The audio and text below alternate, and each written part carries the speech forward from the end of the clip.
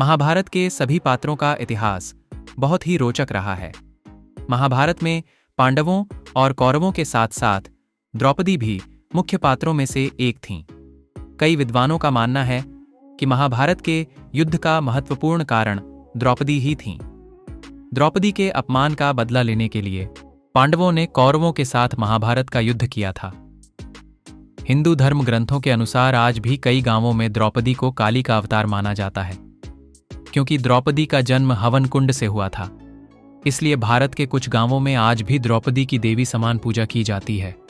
महाभारत में बताया गया है कि पांचाल देश के राजा द्रुपद ने गुरु द्रोणाचार्य से अपने अपमान का बदला लेने के लिए यज्ञ करवाया था। इसी यज्ञ के हवन कुंड की अग्नि से द्रौपदी प्रकट हुई थीं। यज्ञ से उत्पन्न होने के कारण ही द्रौपदी को यज्ञसेनी भी कहा जाता है। पांचाल देश की राजकुमारी होने के कारण द्रौपदी पांचाली भी कहलाई। मित्रों, आज की वीडियो में हम जानेंगे द्रौपदी की सुहागरात के बारे में। द्रौपदी ने 5 पतियों के साथ कैसे बनाए संबंध अर्जुन को मिली थी, तब सजा द्रौपदी भारत की वह प्रथम महिला है जिसके 5 पति थे, या वह 5 पुरुषों के साथ रमण करती थी। लेकिन सबसे बड़ा सवाल यह कि क्या आज के लोग यह समझते हैं कि द्रौपदी ने विवाह तो सिर्फ अर्जुन से ही किया था? तो क्या उसका रिश्ता सभी के साथ नहीं था? पांडवों को 12 वर्ष का वनवास और 1 वर्ष का अज्ञातवास मिला था। इस दौरान 5 पांडव एक कुम्हार के घर में रहा करते थे और भिक्षाटन के माध्यम से अपना जीवन यापन करते थे। ऐसे में भिक्षाटन के दौरान उन्हें द्रौपदी के स्वयंवर की सूचना मिली। एक यंत्र में बड़ी सी मछली घूम रही थी, उसकी आंख में तीर मारना था, और वह भी तैलपात्र में उसकी परछाई देखकर। यह भी कि एक नहीं, पूरे 5 तीर मारना थे। अर्जुन ने यह प्रतियोगिता जीत ली तब जरासंध, शल्य, शिशुपाल तथा दुर्योधन, दुःशासन आदि कौरव भी उपस्थित थे। उस दौरान बहुत विवाद हुआ, क्योंकि 5 पांडव ब्राह्मण वेश धारण कर पहुंचे थे, लेकिन श्री कृष्ण के दखल से आखिर द्रौपदी का विवाह हो गया। 5 पांडवों से उसका विवाह कैसे हुआ, या 5 पांडवों की वह पत्नी कैसे बन गई, यह बहुत लंबा किस्सा है। कहते हैं कि द्रौपदी अपने पिछले जन्म में बहुत सुंदर युवती थी। सर्वगुण संपन्न होने के कारण उसे योग्य वर नहीं मिल रहा था, इसलिए उसने भगवान शंकर की तपस्या की और तब शंकर जी प्रकट हुए। उस समय द्रौपदी ने हड़बड़ाहट में 5 बार वर मांगे, इसलिए उसे शिवजी के वरदान के कारण इस जन्म में 5 पति प्राप्त हुए। जब भगवान शिव ने द्रौपदी को 5 पति प्राप्त होने का वरदान दिया, तब वह भी ये जानते थे कि उसे अपने 5 पतियों के साथ पत्नी धर्म निभाने में समस्या होगी।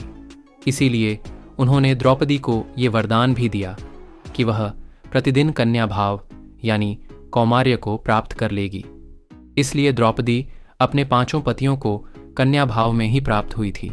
हालांकि कहा जाता है कि संतान को जन्म देने के लिए भगवान श्री कृष्ण ने उसे ये सुझाव दिया कि हर साल वह पांडवों में से किसी एक के साथ ही समय व्यतीत करे। साथ ही जिस समय वह अपने कक्ष में किसी एक पांडव के साथ हो, तो उनके कक्ष में कोई और पांडव प्रवेश न करे। यदि कोई पांडव ऐसा गलती से भी कर लेता है, तो उसे 1 वर्ष का देश निकाला भुगतना होगा। माना जाता है कि द्रौपदी, जो 5 पांडवों की पत्नी थीं, 1 साल के समय अंतराल के लिए हर पांडव के साथ रहती थीं। उस समय किसी दूसरे पांडव को द्रौपदी के आवास में घुसने की अनुमति नहीं थी। इस नियम को तोड़ने वाले को 1 साल तक देश से बाहर रहने का दंड था। एक बार यह दंड अर्जुन को भुगतना भी पड़ा था। अर्जुन और द्रौपदी की 1 वर्ष की अवधि अभी अभी समाप्त हुई थी और द्रौपदी युधिष्ठिर के साथ का 1 वर्ष का समय शुरू हुआ था। अर्जुन भूलवश द्रौपदी के आवास पर ही अपना तीर धनुष भूल आए, पर किसी दुष्ट से ब्राह्मण के पशुओं की रक्षा के लिए उन्हें उसी समय इसकी जरूरत पड़ी। अतः क्षत्रिय धर्म का पालन करने के लिए तीर धनुष लेने के लिए नियम तोड़ते हुए वह द्रौपदी के निवास में घुस गए। उस दौरान द्रौपदी युधिष्ठिर साथ में थे। बाद में इसके दंड स्वरूप अर्जुन 1 साल के लिए राज्य से बाहर चले गए। इसी 1 साल के वनवास के दौरान अर्जुन की मुलाकात उलूपी से हुई और वह अर्जुन पर मोहित हो गईं। ऐसे में वह उन्हें खींचकर अपने नागलोक में ले गई और उसके अनुरोध करने पर अर्जुन को उससे विवाह करना पड़ा। कहते हैं कि दोनों 1 वर्ष तक साथ रहे। अर्जुन और नागकन्या उलूपी के मिलन से अर्जुन को एक वीरवार पुत्र मिला, जिसका नाम इरावान रखा गया। द्रौपदी के 5 पुत्र थे। द्रौपदी ने 1-1 वर्ष के अंतराल से 5 पांडव के 1-1 पुत्र को जन्म दिया था, लेकिन दुर्भाग्य की इन 5 पुत्रों को अश्वत्थामा ने मार दिया था। मित्रों, अब जानेंगे हम द्रौपदी और सत्यभामा संवाद।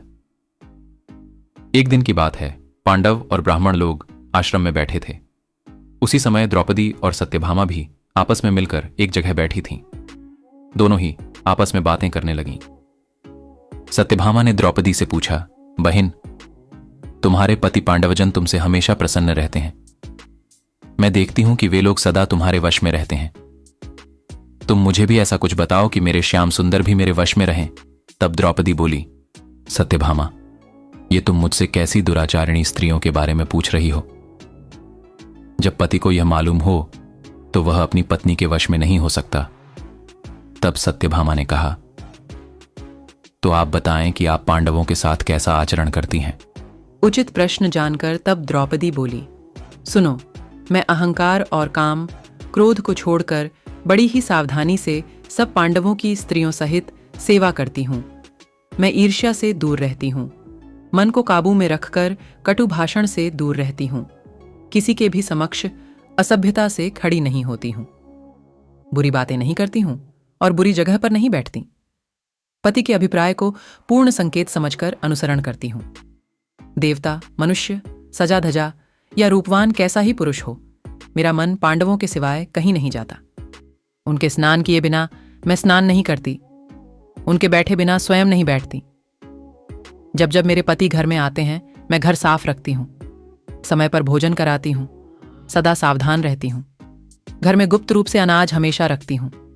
मैं दरवाजे के बाहर जाकर खड़ी नहीं होती हूं। पतिदेव के बिना अकेले रहना मुझे पसंद नहीं। साथ ही सास ने मुझे जो धर्म बताए हैं, मैं सभी का पालन करती हूं। सदा धर्म की शरण में रहती हूं।